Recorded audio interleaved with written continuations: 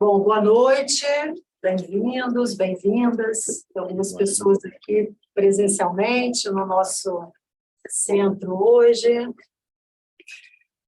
Hoje é um dia muito auspicioso, dia da lua cheia, que a gente celebra aqui no nosso centro há muitos anos. E nós vamos iniciar hoje com uma palestra de um sutra. E antes de iniciar, vamos nos acomodar, deixar a coluna reta, deixar os ombros relaxados.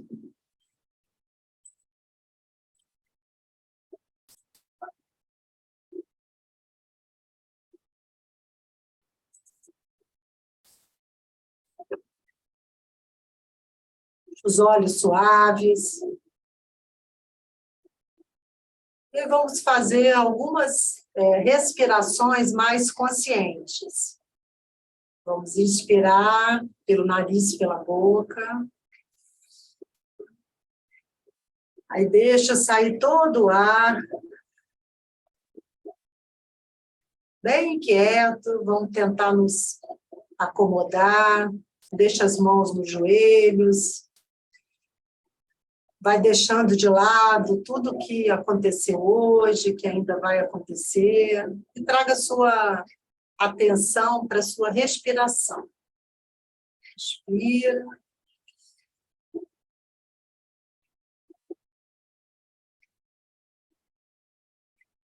Deixa sair todo o ar. E aí vai fazendo alguns ajustes para ficar sentado. E aí, uma última vez, inspira.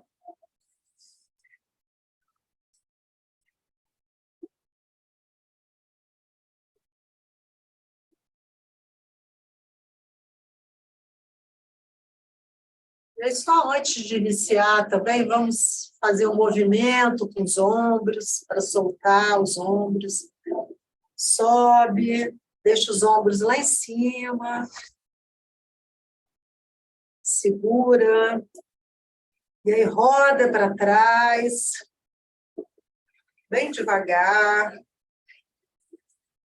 e aí sobe, expira. Quando os ombros estiverem lá em cima, você segura a respiração, segura o ar. E aí roda para trás e deixa sair todo o ar. Mais uma vez.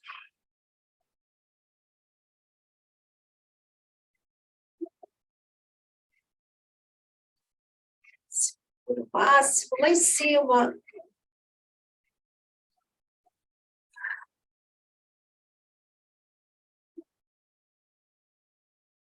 Para o momento.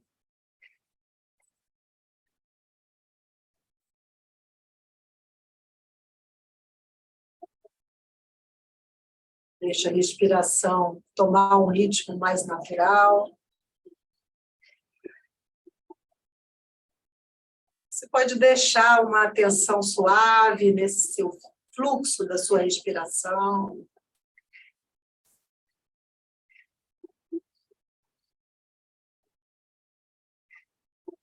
Só por alguns minutos, bem quietos.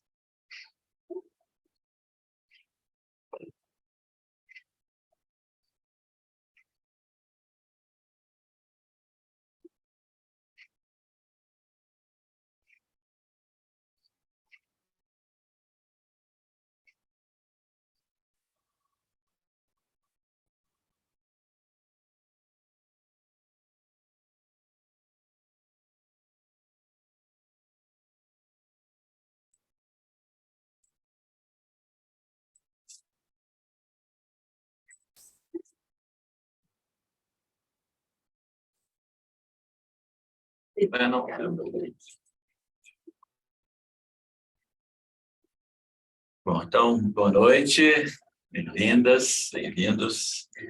Hoje, como a Vanessa falou, é uma data bastante auspiciosa, normalmente para essa prática coletiva, né? 15º dia lunar, dia da lua cheia, onde os praticantes se reúnem para para rezar, para cantar mantra e muitas vezes para recitar as palavras do iluminado, né, as palavras do Buda. E hoje é uma data que é auspiciosa e, ao mesmo tempo, é uma palestra, vamos dizer assim, de uma forma diferente, porque nós estamos encerrando um curso que tivemos aqui, que promovemos, né? Tem aqui Vitor e Carlota, que frequentaram esse curso. É um curso sobre as 4 nobres verdades, que é talvez um dos ensinamentos mais completos e mais conhecidos, digamos assim, que o Buda Shakyamuni, o Buda do nosso tempo, em cujo salão dedicado a ele estamos. E aí a gente decidiu que a culminância desse curso, quer dizer, o fechamento desse curso se daria, né, hoje no plenilúnio, né, e aí resolvemos fazer dessa data uma ocasião especial, abrir para demais pessoas e fechar esse curso com a recitação de um sutra, né? Então, assim, só para dar uma contextualizada, né, para vocês que estão se juntando a nós hoje, é um curso sobre as 4 novas verdades, é um ensinamento completo, um ensinamento que traduz, digamos assim, na completude, né, o caminho que a gente segue. E o Buda Shakyamuni, que é um Buda do nosso tempo, né, que tem uma história linda, que eu vou contar aqui, embora eu sou um apaixonado por essa história dessa biografia do Buda, né, que a gente conta originalmente em 12 atos, enfim. E num determinado momento, faz parte desses 12 atos, né, logo após a sua iluminação, o Buda, então, também depois de hesitar, ele resolve ensinar, ele resolve girar o Dharma, ele resolve compartilhar aquilo que ele havia compreendido, né, que havia o tornado um Buda, né? Porque ele nasce um príncipe, é o príncipe Siddhartha, tem toda uma história por trás disso. E aí ele resolve, então, ensinar, ele decide que ele nem resolve, ele tem um anseio de ensinar, ele é demovido dessa ideia, depois os deuses o imploram para que ele ensinasse, porque ele diz que havia pessoas que poderiam entender aquilo que ele havia compreendido, né, se tornado um Buda, e para nossa boa fortuna ele resolveu ensinar, né, senão não estaríamos aqui hoje. E aí ele ensina, e esse é um dos sutras, né, o sutra literalmente significa as palavras do Buda, né. Naquela época a transmissão era toda por meio oral, quer dizer, por meio das palavras, não havia ainda uma tradição escrita dos ensinamentos, e ele resolve então que é chegada a hora de ensinar, né, começar a ensinar aquilo que ele havia compreendido. É dito que o Buda tem 84 mil ensinamentos para contrapor 84 mil diferentes emocionalidades e emoções pelas quais nós passamos. E esse sutra, então, o sutra literalmente são as palavras do Buda, as palavras mesmo oralmente, e esse sutra tem esse nome lindo e inspirador, que chama literalmente girar a roda do Dharma. É uma metáfora que a gente usa, né, para dizer que o Buda ensinou. Então, ele colocou a roda do Dharma. Dharma por Dharma, nós entendemos o conjunto de ensinamentos que ele nos legou. Muitas vezes a gente entende Dharma como o caminho também, a verdade, mas nesse caso aqui é esse conjunto de ensinamentos. E ele, então, resolve ensinar, né? Ele caminha, a iluminação dele, né, esse momento tão auspicioso e tão forte, ocorre num lugar na Índia chamado Bodh Gaya, né, que é um lugar extremamente significativo e sagrado para todos nós que seguimos esse caminho, né? Todos nós devemos buscar a oportunidade de ir a Bodh Gaya um dia para poder reverenciar tudo que lá ocorreu, e ele se ilumina nesse lugar, e aí ele resolve ensinar, e ele vai caminhando, né, uma caminhada bastante longa, por sinal, porque naquela época eles caminhavam para chegar nos lugares. Ele vai a um lugar chamado Varanasi, né, em Sarnath, e aí, aliás, não é Varanasi, é Sarnath, e aí ele vai a um lugar chamado Parque dos Servos, onde ele encontra antigos companheiros de práticas que ele fazia antes de se iluminar, né, chamado práticas severas ou práticas ascéticas, e ele vai encontrar aqueles 5 companheiros que praticavam com ele, para que eles pudessem, num primeiro momento, ouvir aquilo que ele havia compreendido. Então, essa ocasião se chama isso, é o primeiro giro da roda do Dharma, como a gente fala. Para efeitos de estudos, né, a gente não, é dividido, como se o Buda tivesse girado a roda do Dharma 3 vezes. É apenas uma divisão didática para facilitar a nossa compreensão. Então, esse é o primeiro giro da roda do Dharma, como a gente fala. A primeira vez em que ele, após já tendo se tornado um Buda, ele vai ao encontro desses companheiros para compartilhar aquilo que ele havia ensinado. Ele faz isso por meio de palavras, né? Ele explica, ele fala, né? Naquela época eles falavam uma língua chamada Pali, né? Que é como eles se comunicavam. E aí, então, ele gira a roda do Dharma, e aí, desse ensinamento, quer dizer, dessa ocasião, sistematizou-se esse sutra, né? Chamado Dhammacakkappavattana, né? Justamente porque é em Pali, então, Pali ele come os ergas, que a gente depois usa no sânscrito. Então, Dhammacakkappavattana significa literalmente isso, o girar a roda do Dharma, onde ele, então, compartilha esses ensinamentos que focalizam justamente esses ensinamentos que nós estudamos aí ao longo desse semestre, que são as 4 nobres verdades, né, que diz respeito à verdade do sofrimento, a verdade da causa, a verdade da liberação, né, na verdade, né, do caminho que leva à liberação, e a verdade da liberação do sofrimento. Né? Ele ensina isso de uma forma linda, maravilhosa, né, por meio desse sutra, e aí tem um mantra também que, vamos dizer assim, que resume esses 4 ensinamentos, e é sempre a instrução, né, para nós, sobretudo para quem está vindo aqui a primeira vez, ou que nunca ouviu esse ensinamento, ou que já ouviu, mas não se ligou nele, né, que é isso, como assim, sofrimento, causa de sofrimento, caminho, liberação, né? A gente estudou isso em detalhes, né? Vimos de uma forma ocidentalizada como é que isso diz respeito a todos nós, né? Como é que isso nos toca, literalmente, né? O que significa dizer sobre existir o sofrimento, sobre ter causa, enfim. E aí esse sutra, então, fala um pouco disso. E como é que a gente pode conviver com isso e buscar uma solução para essa verdade, né? Que a gente está imerso no sofrimento, que ele tem uma origem, que a partir dessa origem a gente pode atuar ali na origem e nos liberar de tudo isso. É algo que tem uma praticidade muito grande, né? Talvez trazer numa linguagem ocidentalizada seria a gente encarar que tem um problema, que o problema tem uma causa, que esse, né, uma causa, uma origem, e que essa causa, origem tem ali um porquê que tem uma solução, e a aplicação dessa solução seria a gente estar livre desse problema, né? Traduzindo assim de uma forma ocidentalizada. Então, o convite que nós fazemos é esse, a gente recitarmos juntos. Recitar sutras é algo extremamente valioso para nós. Mesmo que a compreensão nos fuja, mesmo que talvez de um sutra fique uma palavra ou 2, não importa. O sutra reverbera internamente, o sutra, né, ele ultrapassa os limites de tempo e espaço. Então, né, parece estranho que há 2.550 anos atrás um ser iluminado chegou a essa conclusão, girou a roda do Dharma, e nós aqui hoje, aos 2022, estamos falando a mesma palavra. O que isso nos diz, né?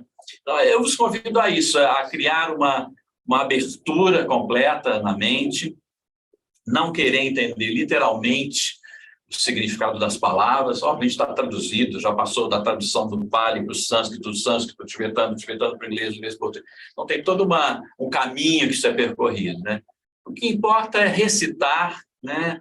Mesmo que você não entenda uma ou outra palavra, mas deixar que o significado venha para você, né? Deixar que, de alguma forma, se abra para que esse significado possa vos dizer algo, né? Todos nós temos problemas, todos os problemas que temos têm uma causa, todos os problemas que têm essa causa poderão ter uma solução, se não agora, daqui a pouco ocorrerá essa solução, né? Então, assim, de uma forma muito pragmática e inspiradora, é algo que nos diz respeito. Então, é um convite para que a gente possa trazer isso vividamente na nossa vida.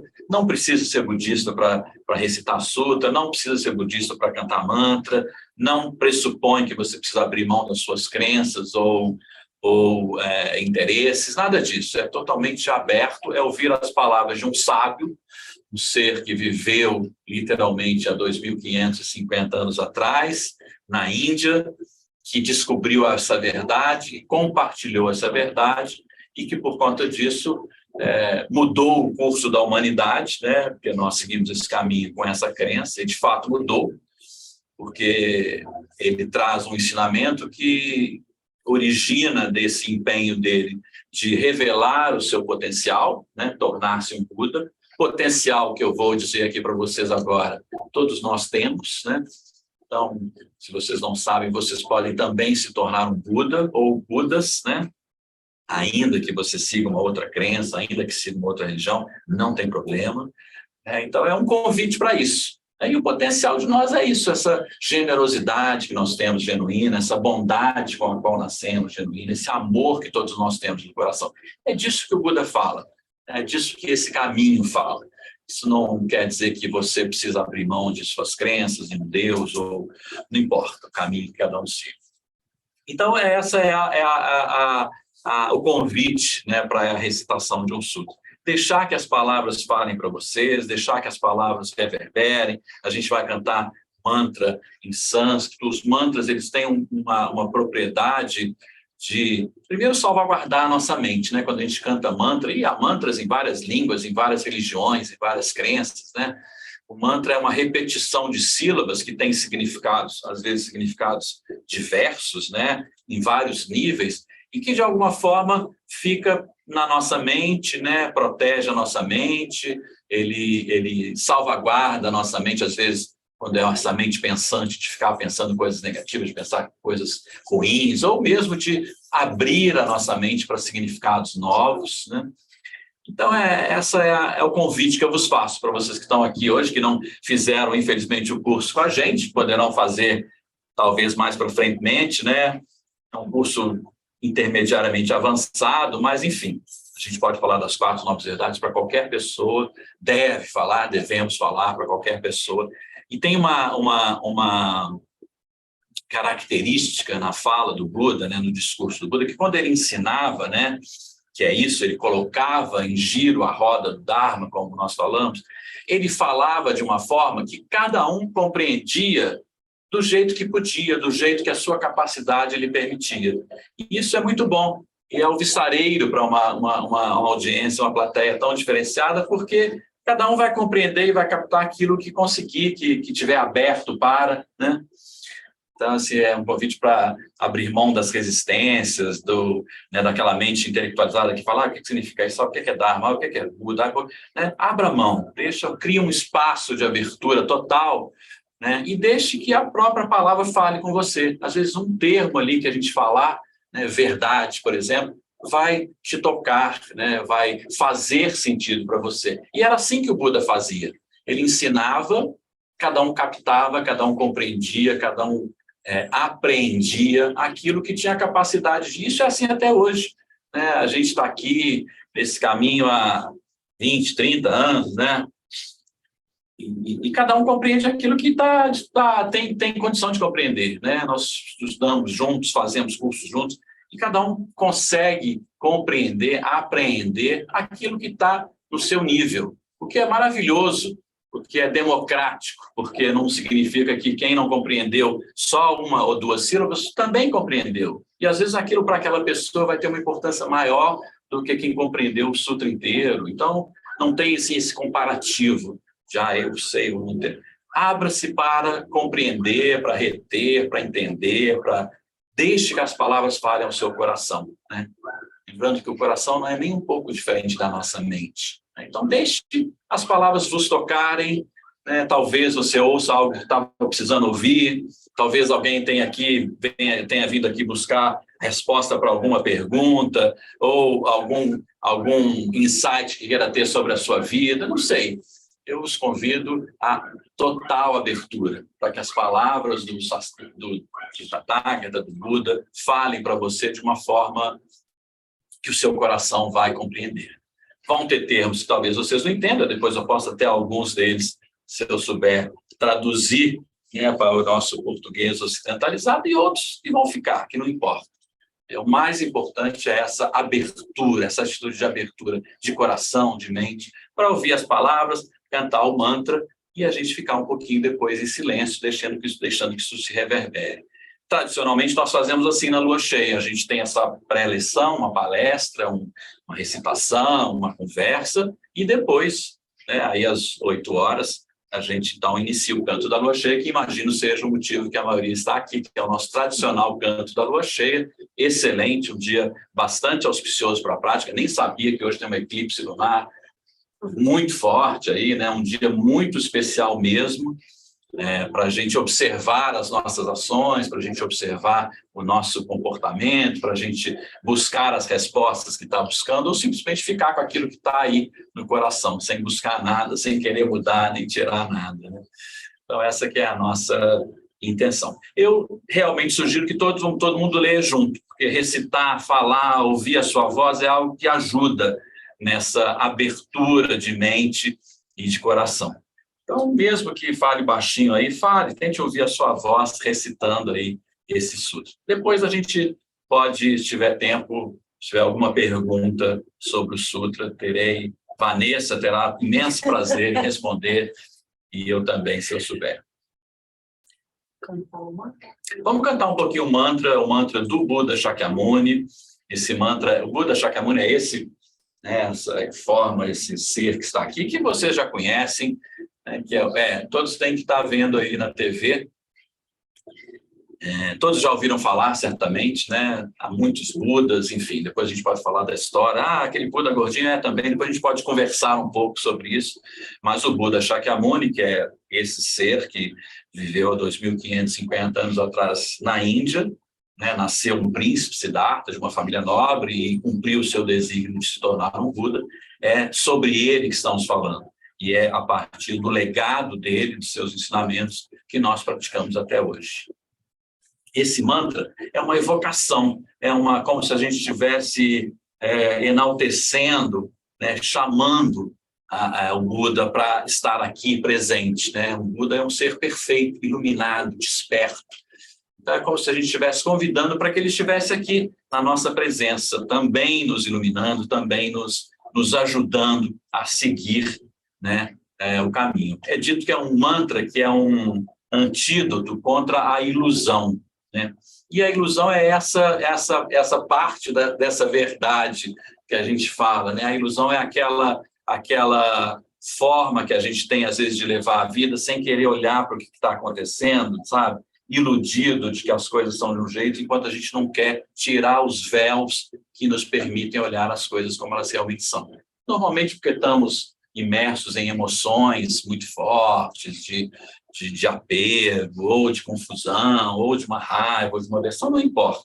Então, um antídoto contra a ilusão, é isso, tirar os véus, tirar aquilo que nos permite abrir totalmente o nosso coração para ouvir as palavras do Buda, ouvir as palavras do seu companheiro, do seu familiar, dos seus pais. Essa que é a ilusão com a qual a gente quer se livrar, da qual a gente quer se livrar, da qual a gente quer tirar o véu que nos impede de ver. Tá bom? Então, a gente vai cantar um pouquinho esse mantra, aí a gente passa a recitação, aí tem um outro mantra que é o resumo dos ensinamentos, e aí a gente encerra para poder seguir para o canto tradicional, o canto da lua cheia. Vamos nos acomodar de novo, deixando a coluna reta, se possível. E sempre quando a gente entoa o mantra, a gente tenta ouvir o som da nossa voz, mesmo que seja baixo. É importante a gente ficar atento ao som da nossa voz. Adyata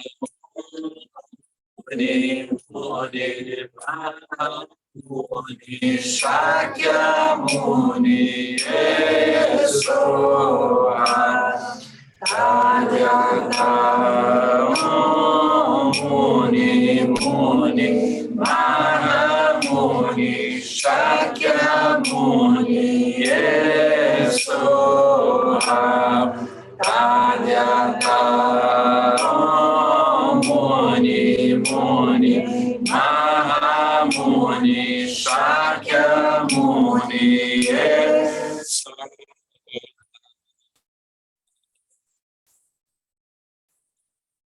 Muni Muni Mahamuni Shakyamuni Esora Tadyata Om Muni Muni Mahamuni Shakyamuni Esora Tadyata Om Muni Muni Mahamuni Shakyamuni Esora Tadyata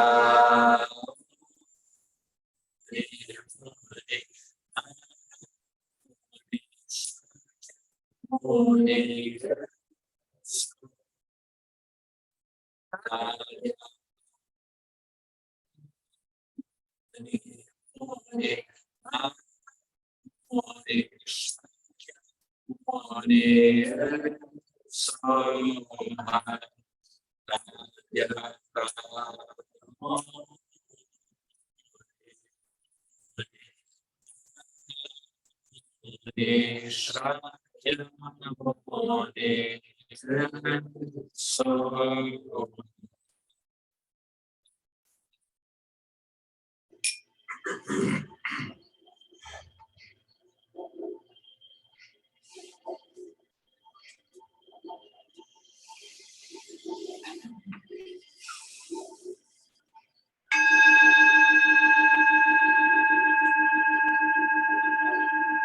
Então, o Sutra é o Samyutta Nikaya, chama Dhammachakra Pavatana, colocando a roda do Dharma em movimento. Então, assim ouvi, em certa ocasião, o abençoado estava em Benares, no Parque do Gamo, em Isripatana. Lá, ele se dirigiu ao grupo de 5 bhikkhus. A esses 2 extremos, aos quais aquele que abandonou a vida em família e seguiu a vida santa, não deve se entregar. Quais 2? A busca da felicidade nos prazeres sensuais, que são baixos, vulgares, grosseiros, ignóbeis e que não trazem benefícios, e a busca da mortificação, que é dolorosa, ignóbil e que não traz benefício. Evitando esses 2 extremos, o Tathagata despertou para o caminho do meio, que faz surgir a visão, que faz surgir a sabedoria, que conduz à paz, ao conhecimento direto, à iluminação, à Nibbana. E qual, bhikkhus, é o caminho do meio para o qual o Tathagata despertou, que faz surgir a visão, que conduz à Nibbana? É este nobre caminho óctuplo: entendimento correto, pensamento correto, linguagem correta, ação correta, modo de vida correto, esforço correto, atenção plena correta, concentração correta. Esse, bhikkhus, é o caminho do meio para o qual o Tathagata despertou, que faz surgir a visão, que faz surgir a sabedoria, que conduz à paz, ao conhecimento direto, à iluminação, à Nibbana. Agora, bhikkhus, essa é a nobre verdade do sofrimento. Nascimento é sofrimento. Envelhecimento é sofrimento. Enfermidade é sofrimento. Morte é sofrimento. Tristeza, lamentação, dor, angústia e desespero são sofrimento. A união com aquilo que é desprazeroso é sofrimento. A separação daquilo que é prazeroso é sofrimento. Não obter o que se deseja é sofrimento. Em resumo, os 5 agregados influenciados pelo apego são sofrimento. Agora, amigos, essa é a nobre verdade da origem do sofrimento. É este desejo que conduz a uma renovada existência, acompanhado pela cobiça e pelo prazer, buscando prazer aqui e ali. Isto é, o desejo pelos prazeres sensuais, o desejo por ser existido, o desejo por não ser existido. Agora, amigos, essa é a nova verdade da cessação do sofrimento. É o desaparecimento e cessação, sem deixar vestígios daquele mesmo desejo. Abrir mão, descartar, libertar-se, desapegar desse mesmo desejo. Agora, amigos, esta é a nova verdade do caminho que conduz à cessação do sofrimento. É este nobre caminho óbvio, entendimento correto, pensamento correto, linguagem correta, ação correta, modo de vida correto, esforço correto, atenção plena correta, concentração correta. Esta é a nobre verdade do sofrimento. Assim, amigos, com relação a coisas não ouvidas antes, surgiram em mim a visão, a compreensão, a sabedoria, o verdadeiro conhecimento e a iluminação. Esta nobre verdade do sofrimento deve ser completamente compreendida.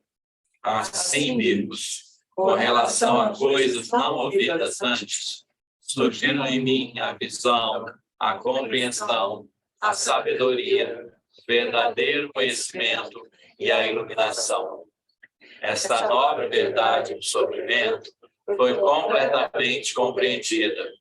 Assim, amigos, com relação a coisas não ouvidas antes, surgiram em mim a visão, a compreensão, a sabedoria, o verdadeiro conhecimento e a iluminação. Esta é a nobre verdade da origem do sofrimento. Assim, amigos, com relação a coisas não ouvidas antes, surgiram em mim a visão, a compreensão, a sabedoria, o verdadeiro conhecimento e a iluminação. Esta nobre verdade da origem do sofrimento deve ser abandonada. Assim, amigos, com relação a coisas não ouvidas antes, surgiram em mim a visão, a compreensão, a sabedoria, o verdadeiro conhecimento e a iluminação. Essa nova verdade da origem do sofrimento foi abandonada. Assim, amigos, com relação a coisas não ouvidas antes, surgiram em mim a visão, a compreensão, a sabedoria, o verdadeiro conhecimento e a iluminação. Essa é a nobre verdade da cessação do sofrimento. Assim, amigos, com relação a coisas não ouvidas antes, surgiram em mim a visão, a compreensão, a sabedoria, o verdadeiro conhecimento e a iluminação. Essa nova verdade da cessação do sofrimento deve ser realizada. Assim, amigos, com relação às coisas não ouvidas antes, surgiram em mim a visão, a compreensão, a sabedoria, o verdadeiro conhecimento e a iluminação. Essa nova verdade da cessação do sofrimento foi realizada. Assim, amigos, com relação a coisas não ouvidas antes, surgiram em mim a visão, a compreensão, a sabedoria, o verdadeiro conhecimento e a iluminação. Essa é a nova verdade do caminho que conduz à cessação do sofrimento. Assim, amigos, com relação a coisas não ouvidas antes, surgiram em mim a visão, a compreensão, a sabedoria, o verdadeiro conhecimento e a iluminação. Esta nobre verdade do caminho que conduz à cessação do sofrimento deve ser desenvolvida. Assim, amigos, com relação a coisas não ouvidas antes, surgiram em mim a visão, a compreensão, a sabedoria, o verdadeiro conhecimento e a iluminação. Esta nobre verdade do caminho que conduz à cessação do sofrimento foi desenvolvida. Assim, amigos, com relação a coisas não ouvidas antes, surgiram em minha visão a compreensão, a sabedoria, o verdadeiro conhecimento e a iluminação. Enquanto vivos, meu conhecimento e visão dessas 4 novas verdades, como na verdade elas são, nas suas 3 fases de 12 aspectos, estava completamente purificado desse modo. Não reivindiquei ter despertado para a insuperável perfeita iluminação deste mundo, com seus devas, maras e brahmas, essa população com seus contemplativos brahmanes, seus príncipes e povo. Mas quando o meu conhecimento e visão dessas 4 novas verdades, como na verdade elas são, nas suas 3 fases e 12 aspectos, estava completamente purificado desse modo, reivindiquei ter despertado para a insuperável perfeita iluminação deste mundo, seus devas, maras e brahmas, essa população com seus contemplativos e brahmanes, seus príncipes e povo. O conhecimento e visão surgiram em mim. A libertação da minha mente é inabalável. Este é o meu último nascimento. Não há mais vir a ser. Isso foi o que o abençoado disse. Os 5 vivos ficaram satisfeitos e contentes com as palavras do abençoado. E enquanto o abençoado discursava, o olho imaculado do Dhamma surgiu no venerável Condana. Tudo que está sujeito ao surgimento está sujeito à cessação. E quando a roda do Dhamma havia sido colocada em movimento pelo abençoado, os devas da terra exclamaram: em Benares, no Parque do Brahma, em Sipatana, essa insuperável roda do Dhamma foi colocada em movimento pelo abençoado e não poderá ser detida por nenhum Brahmane, ou contemplativo, ou Deva, ou Mara, ou Brahma, ou qualquer um. Ouviram a exclamação dos devas da terra, os devas do reino dos 4 grandes reis também exclamaram. Os devas dos 33, os devas do Yama, os devas de Tushita, os devas de Imaranati, os devas de Paravati, os devas do cortejo de Brahma também exclamaram. Em Benares, no Parque do Brahma, em Sipatana, essa insuperável roda do Dhamma foi colocada em movimento pelo abençoado e não poderá ser detida por nenhum Brahmane ou contemplativo, ou Deva, ou Mara, ou Brahma, ou qualquer um. Assim, naquele momento, naquele instante, naquele segundo, a exclamação subiu até os distantes fundos de Brahma, e esse sistema cósmico, com 2.000 mundos, tremeu, estremeceu e se abalou em uma intensa, imensurável e gloriosa luminosidade surgiu do mundo, ultrapassando a divina majestade dos devas. Então, o abençoado exclamou: Kodana de fato compreendeu. Kodana de fato compreendeu. E foi assim que o venerável Condana adquiriu o nome Ana Condana, Condana, aquele que compreendeu.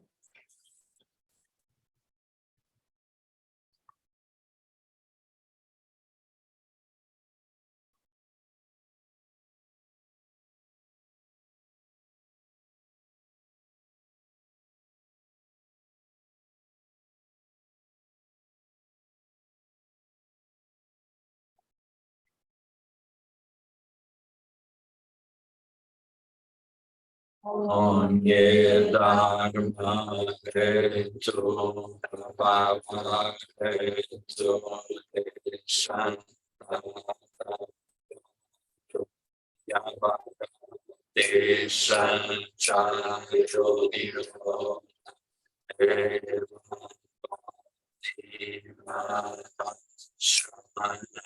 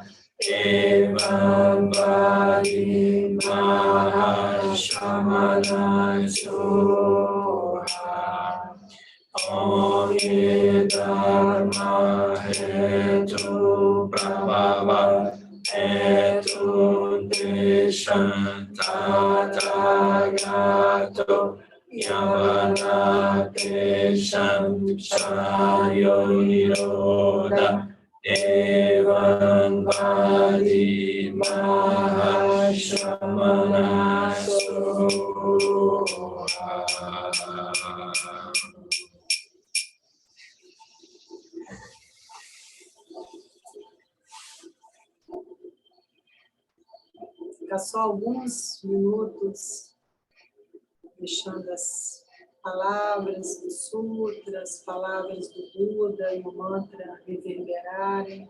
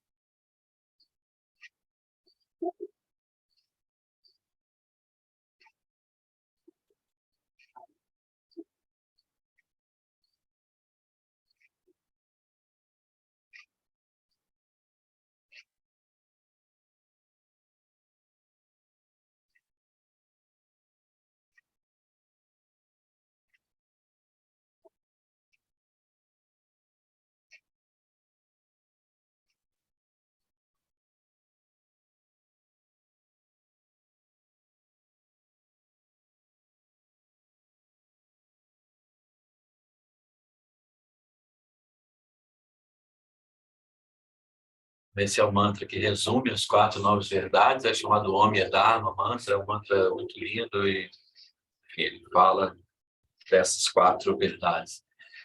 Eu não sei se vocês gostariam de fazer alguma pergunta, algum comentário antes da gente,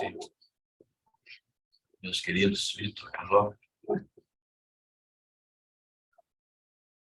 Uma insight, alguma questão que talvez tenhamos dito. Podem ficar à vontade. A gente vai fechar essa parte da prática cantando essas 3 sílabas, Om, 3 vezes, a expiração, como uma forma de fechar essa prática que nós fizemos. E aí a gente passa para outra, que é o canto. Já, já. A gente vai cantar a mesma expiração. Om.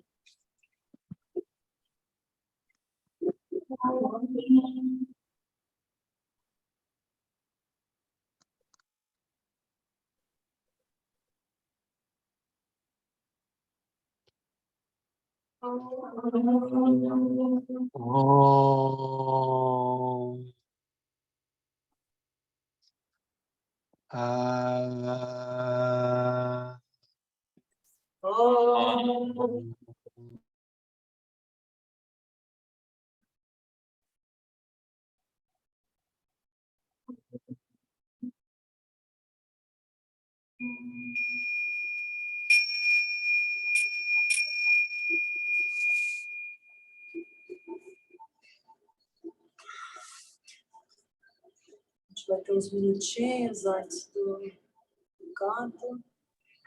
Podem ficar aqui dentro. Vanessa, agradecer o curso a você, o Cláudio.